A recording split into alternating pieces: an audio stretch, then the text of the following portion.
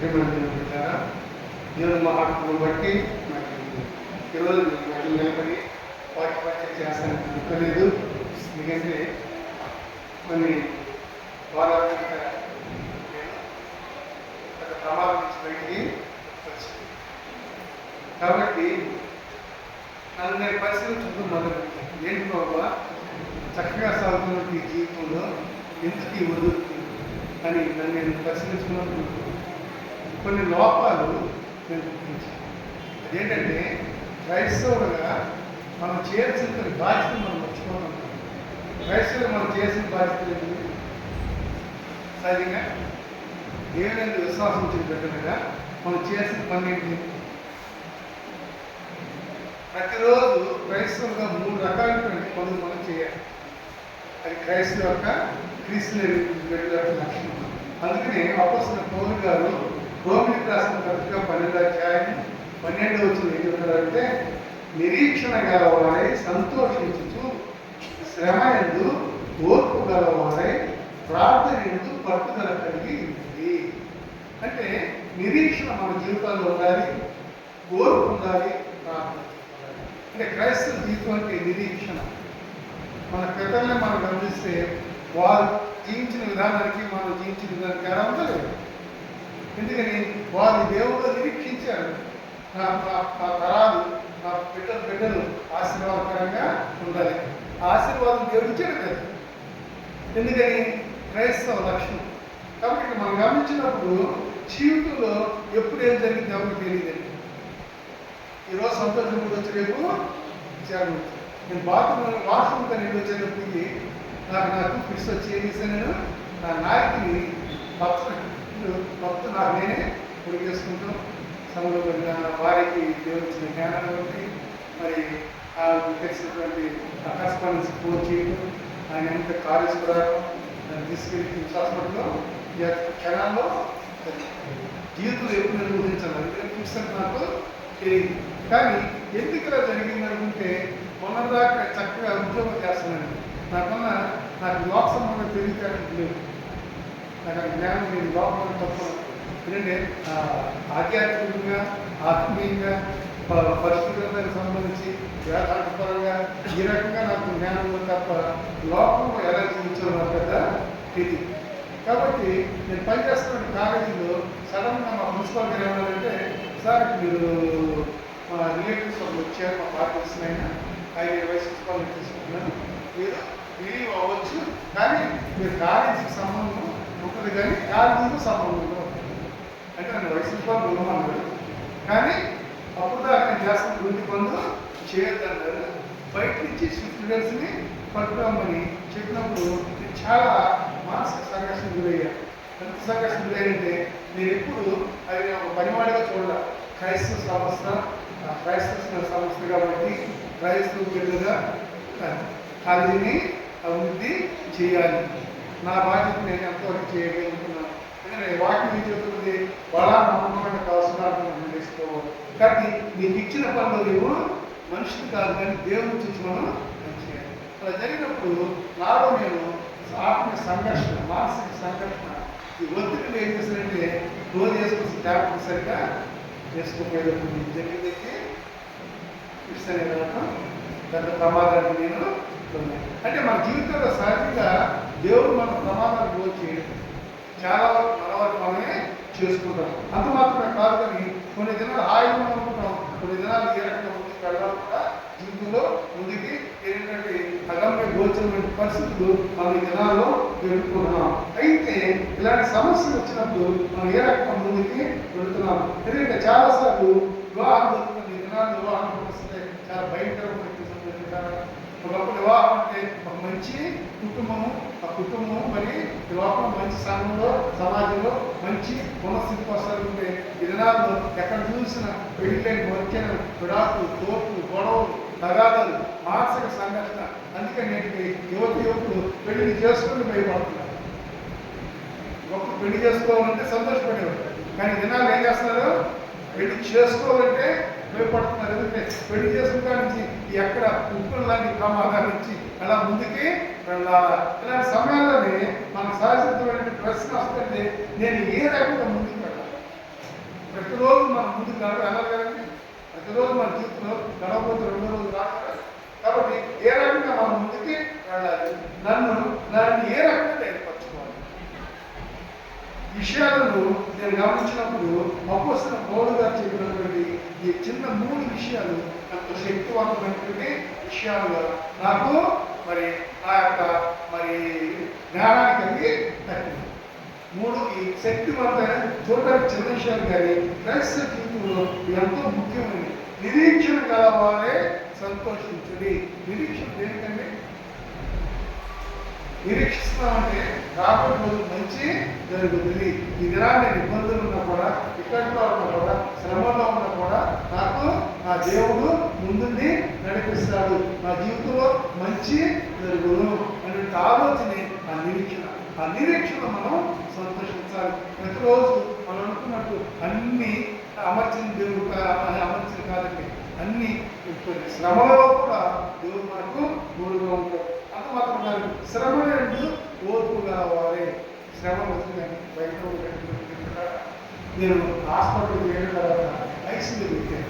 నేను మామూలుగా ఉన్నాను, కానీ సగం ఎక్కిస్తున్నాడు.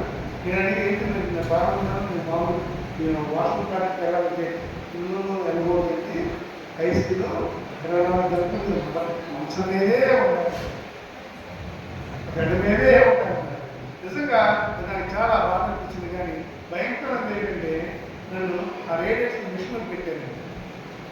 నా భార్య ఉద్యోగం తప్పగా రావాలి, నా కడుపు వాళ్ళు ఇచ్చాడు, నా భార్య ఇచ్చింది, నన్ను ఆ మిషన్ దగ్గర పంపిస్తారు. అది లోన్ పంపిన తర్వాత అడిగి ఇస్తారు, కళ్ళు చూసుకోవాలి, వృత్తి పెట్టుకోవాలి, వాళ్ళకి చెప్పట్లేదు. ఏమన్నారంటే ఎక్కువ ద్వారా ఏ మాత్రం కళ్ళు కూడా తెరవకూడదు, రేడియేషన్ వస్తుంది చెప్పినప్పుడు ఆ లోన్ పంపిన తర్వాత ఏం జరుగుతుందో తెలియదు. అనేక శబ్దాలు ఏం చేయాలో తెలియదు. బాగుందంటే అరగంట మనసులో ఒకటి ప్రార్థన చేసుకున్నా, మనసులో దేవుడు పాలన పాడుతున్నాను. ఎందుకంటే సమయం నేను బాగున్నాను, కానీ ఆ బయట వాళ్ళు ఏం మాట్లాడుతున్నారు నిలబడుతున్నారు. కానీ నేను బయటకు రావడానికి లేని పరిస్థితి. శ్రమానికి ఎక్కడ ఎదుర్కొంటుంది అనమాట.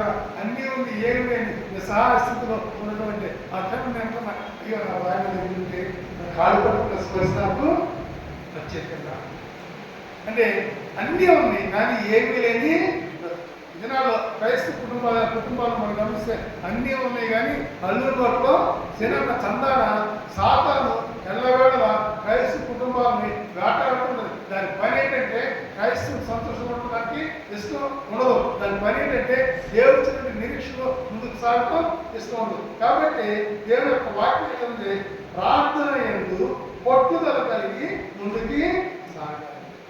ప్రార్థనకి ఎల్లవేళ సమయం జరిగినప్పుడు దేవుని స్తుతించాలి. దేవుని ఆరాధించినప్పుడు మన స్తుతి ప్రార్థన సాతానుడికి ఎలా ఉంటుందంటే చాలా భయం వస్తుంది. ఎందుకంటే ఆ స్తుతి ప్రార్థన పెద్ద ఆయుధం. చాలా అనేక మందికి తెలియదు ఈ విషయం. అనేక దేవుని ప్రార్థన అంటే గంట ప్రార్థన చేయాలి, అరగంట ప్రార్థన చేయాలి, మోకరించి ప్రార్థన చేయాలి, అలా చేయాలి కాదు. ప్రార్థన నీ మనసుతో ఎక్కడ ఉన్నా, ఏ పనిలో ఉన్నా, ఏ స్థితిలో ఉన్నా సమయం దొరికినప్పుడు ప్రభావాన్ని పొందాలి, దయాన్ని పొందాలి, ఎస్ఐని జీవితం బట్టి ఉన్నది స్థుతించగలిగినటువంటి ప్రార్థన కలిగినటువంటి జీవితం నీలో ఉంటే నీ జీవితంలో ఎన్ని ఆటంకాలు వచ్చినా కూడా ఆటంకాలు దేవుని ఎప్పుడూ తీసుకొస్తాడు. ఎందుకంటే నిరీక్షణ గలవారే సంతోషిస్తుంది. ఈ రోమా సంఘంలో మరి యూదులు ఉన్నారు, యూదేతరులు ఉన్నారు. వారి యొక్క పుట్టిన విధానం, పెరిగిన విధానం బట్టి అనేక రకాల వ్యత్యాసాలు ఉంటాయి. కాబట్టి ఈ ఓటీలే ఈ యూదులు ఏమిటంటే యేసు ప్రభువారు యూదులు మాట్లాడినారు కాబట్టి మా పథకం పాటించండి అని చెప్పి యూదులు అంటే రోమిలు ఏమంటారంటే ఈ యేసు ప్రభువారు యూదులైనా ఆయన మా పథకం అతని కొరకు మర్యాద చెందారు కాబట్టి మేము మా పద్ధతులను అనుసరిస్తాం. నేను కూడా ఒక కుటుంబానికి గమనిస్తే కుటుంబంలో అందరూ ఐక్యత ఉంటారా? ఐక్యత మన భార్య భర్త మంచి సఖ్యత ఉందా? మనం చెబుతున్నారు ఒకే పలుకుంటున్న అన్న చెందినారు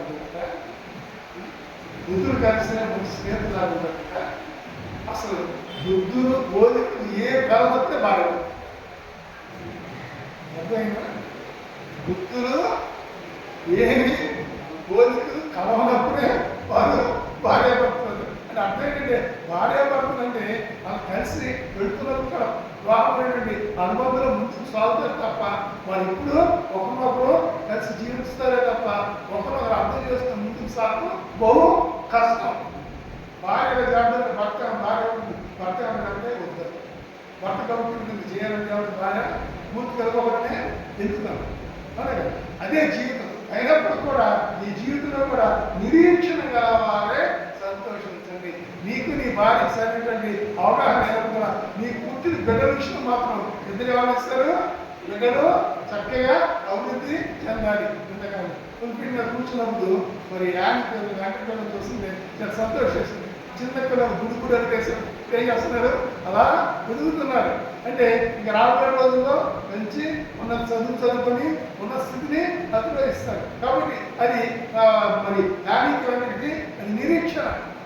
ఎన్ని ఇబ్బందులు ఉన్నాయి, ఎన్ని కష్టాలు ఉన్నాయి, బిడ్డలు చదివించడం కానీ స్కూల్కి తీసుకెళ్ళడం కానీ వారికి వంట మార్పు చేయడం కానీ శ్రద్ధ ఇచ్చడంలో వారు నిరీక్షణ కలుగుతారు. కాబట్టి ఆ నిరీక్షణకు ఫలము దేవుడు అనుగ్రహిస్తాడు. ఎందుకంటే మన జీవితంలో నిరీక్షణ లేకుండా ముందుకి సాగండి. నేను ప్రతిదినం ఏదో ఒక ఇబ్బందులు వస్తుంది, కానీ దేవుడు వాగ్దానం చేసిన దేవుడు, నిన్ను గెలిచిన దేవుడు, నిన్ను విడిచిపెట్టేటువంటి దేవుడు కాదు. నువ్వు ఏ స్థితిలో ఉన్నా అంతకాలం లోయలో ప్రయత్నించిన ఆయన నిన్ను నీ చేయి నిన్ను విడిచిపెట్టాడు. కాబట్టి నిరీక్షణతో ఆనందంగా ముందుకి సాగాలి. ఎందుకంటే అతిశయపడాలి.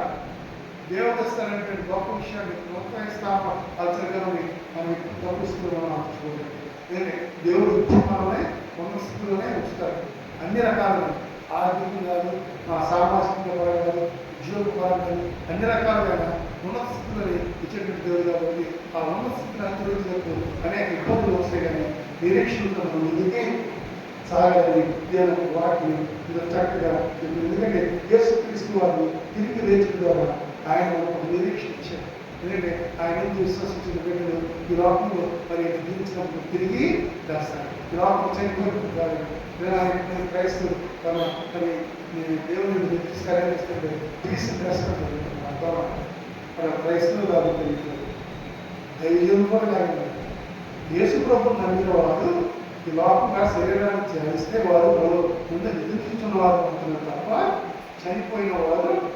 ఎందుకంటే మహిమ శరీరాన్ని దేవుడు అనిపిస్తారు, ఆత్మీయ శరీరాన్ని దేవుడు అంతా అనిపిస్తారు. పరలోకంలో నీకు ఎక్కడానికి కూడా నీవు ఆయన నిద్రిస్తే నీవు చూడగలటువంటి నమ్మకం, నిరీక్షణ క్రైస్తవ జీవితం. అంతే తప్ప ఈ లోకంలో ఏదో సంపాదించుకొని బతికి చనిపోవడం కాదు.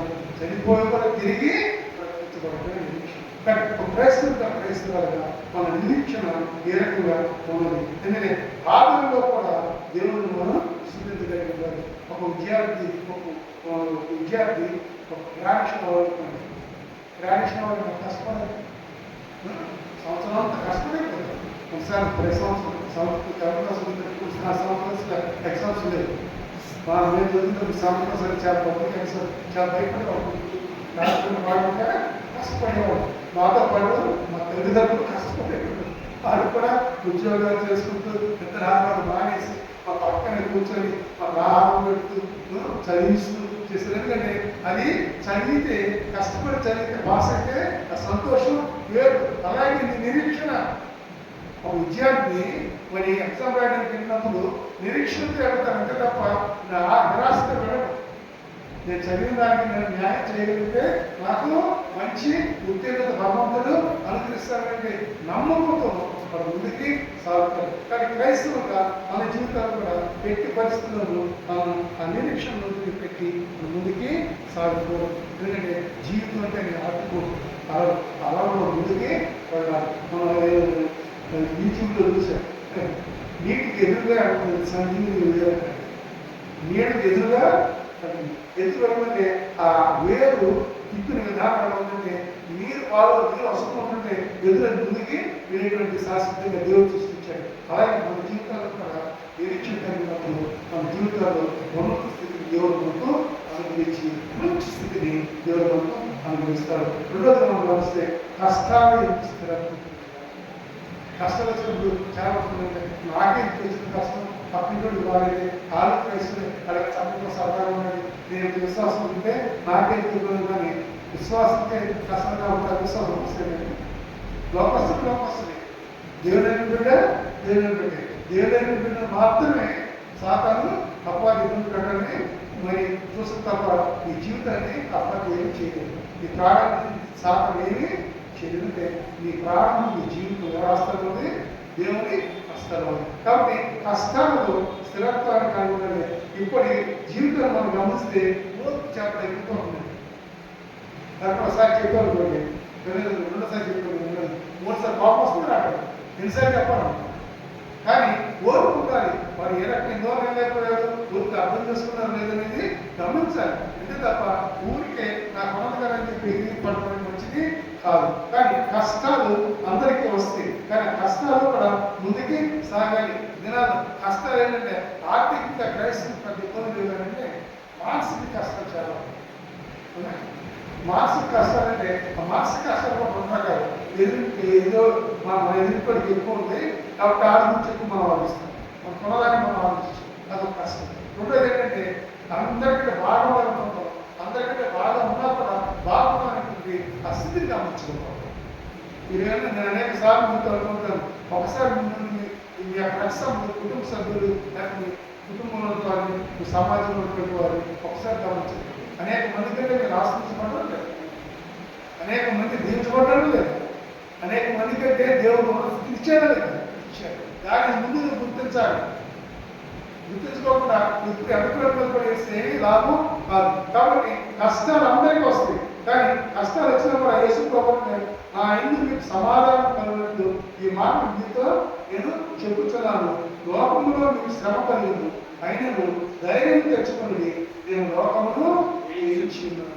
ధైర్యము తెచ్చుకోండి, నేను లోకమును జయించున్నాను. అంటే లోకంలో శ్రమ అనేది సాయం దేవుడికి వస్తుంది, దేవుడికి తప్పిందండి. మా యేసు కుమారుడికి దేవుడికి శ్రమను తగ్గించుకున్నాడైనా శ్రమను భరించాడు. శిలువలో భరించేటప్పుడు కూడా మరి తండ్రి ఏం చేస్తున్నారు, మీరు క్షమించమన్నాడు తప్ప తండ్రి నేను దైవ కుమారుడిని దేవుడిని గుర్తించలేకపోతున్నారు అని శిక్షించాడా? శిక్షించరా? క్రైస్తవ జీవితం అంటే శ్రమలో ఓర్పుతో ముందుకి సాగాలి. ఎందుకంటే పరుగు ప్రాంతంలో మనం గమనించినప్పుడు పరుగు పనులు పెట్టినప్పుడు పరుగు పనులు ఏం చేస్తారంటే పరిగెత్తేవాళ్ళు గమ్యం వైపు చూస్తారు, పక్క చూస్తారు. గమ్యం వైపు సరిహద్దులు గమ్యం వైపు చేరుకున్నప్పుడు ఆయాసం వస్తుంది, అలసట వస్తుంది, పక్కన వచ్చి దిగుతారు, మనం ఏదైనా చూస్తారు. అయినా కూడా ఓర్పుగా ఏం చేస్తాం, ముందుకే సహనంగా ముందుకు పరిగెత్తి ఎప్పుడైతే ఆ పనుల్లో విజయాన్ని పొందుతామో నీ యొక్క శ్రమను నీవేం చేస్తావు, ఈ కష్టాన్ని నువ్వు అనేక మరి నెలలుగా ప్రాక్టీస్ చేసిన ఆ ప్రాక్టీస్కి ఎప్పుడైతే విజయం వచ్చిందో ఆ విజయాన్ని బట్టి నీవు దేవుని బిడ్డగా దేవుని గొప్ప ఆదిత్యం ఇదే. మన కష్టాల్లో మనకు పలుకు పనులు గురువు మనకు గురి చేసుకున్నాడు, మనకు నడిపించేటువంటి వాడు చేసుకోడు, మన నడిచేటువంటి వాడు మన ముందు నడిచేటువంటి వాడు చేసుకోవాలి. అటు గురువు వైపు దేవుడికి ఇచ్చినటువంటి గమ్యం, దేవుడికి ఇచ్చినటువంటి పనులు ఈ గురువు వైపు నువ్వు ముందుకే సాగడం తప్ప వారి వైపు చూడాల్సిన పని. ఎందుకంటే నీకు ఇచ్చిన పని నువ్వు నమ్మకంగా చేస్తూ కష్టాలు ముందుకు దేవుడు చూస్తూ ముందుకి సాగలేదు. అప్పుడే మన జీవితాల్లో నిరీక్షణలో ఉన్నటువంటి సంతోషాలు పొందుకుంటాం, కష్టాలు ఉన్నటువంటి స్థిరత్వాన్ని ముందుకి పెడతాం. ఎందుకంటే నీకు నాకు వచ్చి శ్రమ అనుకున్నాడు, మనకంటే ముందు మన పెద్దలు కూడా అందించారు, అందించినాడు ఎక్కడో లేదు. అందుకనే నేను చాలాసార్లు ఆలోచిస్తున్నప్పుడు యోగుల గురించి ఆలోచిస్తాను. యోగ నీతి మంత్రులు దేవుడి చేత నీతి మంత్రులు చెప్పబడి యోగుకే కష్టపడుతుంది. యోగ ఏం చేసి తప్పేం చేశానండి, యోగ చేసిన తప్పేంటి నేను చాలాసార్లు చెప్తాను. యోగ చేసిన తప్పేంటి, యోగ దేవుడి దృష్టిలో నీతి మంత్రులు కదా. పొద్దున్నే లెక్కనే దేవుడికి అన్ని ప్రార్థన చేసేవాడు పిల్లల గురించి. కానీ ఎందుకు యోగు శ్రమ వచ్చినప్పుడు దేవుడు చేసినప్పుడు దేవుడు స్థితించాడు. కానీ ఒక్క విషయంలో దేవుడికి మరి గ్రహించలేకపోవాలి. ఏంటంటే యోగు ఈ శ్రమ నుంచి నేను చచ్చిపోతే పోవాలి, అప్పుడే ఇష్టపడలేదు. అప్పుడే దేవుడు వచ్చాడు, దేవుడు వచ్చాడు ఓ యోగు నువ్వు నీ పెళ్లి కనుకున్నప్పుడు ఎలా ఉన్నా నీకు తెలుసా అనుకుంటున్నాను. కాబట్టి నీవు దేవుడు ప్రశ్నించాక నీకు లేదు, దేవుడు నీకు ఇచ్చిన జీవితంలో నీ పరిస్థితిని బట్టి దేవుళ్ళు అణిగి మణిగి స్థిరత్వాలు కలిగి శ్రమలో ముందుకు సాగాలి తప్ప వెనకడుగు వేయ రాదు. ఎందుకంటే వెనకడుగు వేయటువంటి అది సాతాను పెట్టే ప్రలోభం. అదే వెనకడికి ముందుకు వెళ్తామంటే దేవుడు నీకు ముందుండి, ఎందుకంటే ఆయన మంచి దూరంగా కాపాడండి. కానీ నీకు శ్రమ వస్తుంది, నీకంటే ముందు ఆ శ్రమ ఎదుర్కొనే దేవుడు నీ ముందు ఉన్నాడు. కానీ ఆ దేవుడు నీకు మన ముందుకి వెళ్తున్నారు. మూడవది మనం గమనించినప్పుడు ప్రార్థన ఎందు నిద్ర కలిగి ఉండాలి. ప్రార్థన అంటే ఇది నోటుకు వచ్చింది ప్రార్థించాలి. ప్రార్థన అంటే దేవుడితో సంభాషించడం, దేవుడితో మాట్లాడడం. కాబట్టి ఎడతెగక ప్రార్థన విజ్ఞాపన చేయండి. విజ్ఞాపన ప్రార్థన మన అవసరాలు ఎక్కువగా దేవుడి సంఘాలలో గోచాడుతూ ఉండాలి, దేవుడి సంఘాలు పొరపెడుతూ ఉండాలి, దేవుని అడుగుతూ ముందుకి సాగుతున్నప్పుడు ప్రతి విషయం ముందు విజ్ఞాపన ప్రార్థన చేసినప్పుడు దేవుడు పరమైనటువంటి శక్తి ఇస్తారు. దేవుడు దగ్గర నా నాకు నేను నాకు దగ్గర దేశంలో రక్తం కాలిపోతుంది, చిన్న చిన్న ముక్కలు ఉంటుంది, కనుక ముక్కలు ఊడిపోతూ వచ్చింది. అలా ఊడిపోతూ వచ్చినప్పుడు నేను నిరీక్షణ కలిగి ఉన్నా కోటానికి ప్రార్థన చేసే ప్రభావ ఈ చెప్పబట్టి నేను ఈ సన్నిధానంలో తెలుగుని వాక్యం చెప్పేటువంటి శక్తిని స్వస్థత నాకు అనుగ్రహించాలి. ఇప్పటివరకు నా నాలుగే ఇస్తున్నట్టు నా నాలుగు నేనే కలుసుకున్నాను, కానీ నాకు స్వస్థత ఇవ్వాల్సింది నీరే.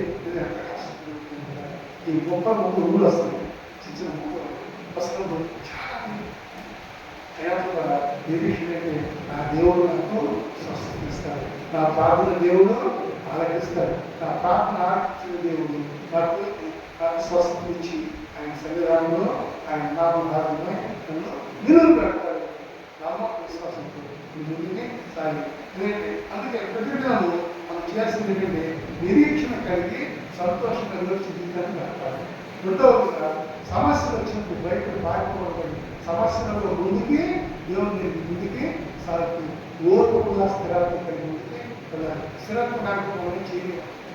ఇంటి దగ్గర నుంచి చర్చకు వస్తున్నామంటే చర్చకు రావడం ముందు ఇంటి దగ్గర బయలుదేరేటప్పుడు ఇంటి దగ్గర నుంచి చర్చకు రావడానికి ఏ మార్గాలను తెలుసుకోగలం, ఆ మార్గాలు బట్టి వస్తాం. మన ఆయన మంచి వర్షం చర్చ అయిపోయింది, కానీ బయట నా ప్రజలకు చర్చకొచ్చింది, నా కళ ముందు వచ్చింది, కళ ముందు వచ్చింది. అందరూ వర్షం వచ్చినాయి కదా చెప్పిపోతే బయట అంత వర్షంలో కూడా గొడిగేసుకొని ఆ పండుగకి ఎత్తైన పర్వతాలు నుంచి వచ్చి ప్రార్థన చేసిందంటే లిటరల్గా నేను గేర్చాను. బయట మనం విశ్వాసం అనుకుంటున్నాను.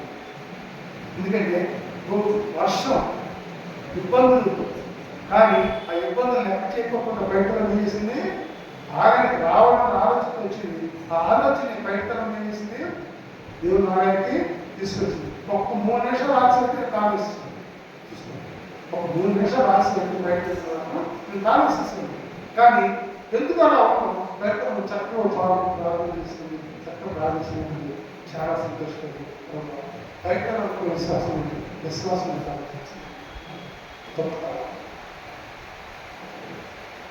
ఎంత ధైర్యమైన విశ్వాసం నేను ఎప్పుడు పరీక్ష చూస్తున్నాను. ప్రార్థన జీవితంలో ముఖ్యంగా ఉండదు. కాబట్టి ఎడపెక్క మనం విసుగు నిత్యము ప్రార్థన చేయాలి. ఒక ఇతరాలు న్యాయం చేస్తే రేపు మనం విసుగు ఎప్పుడు ఏం చేసేది న్యాయం తెచ్చేది.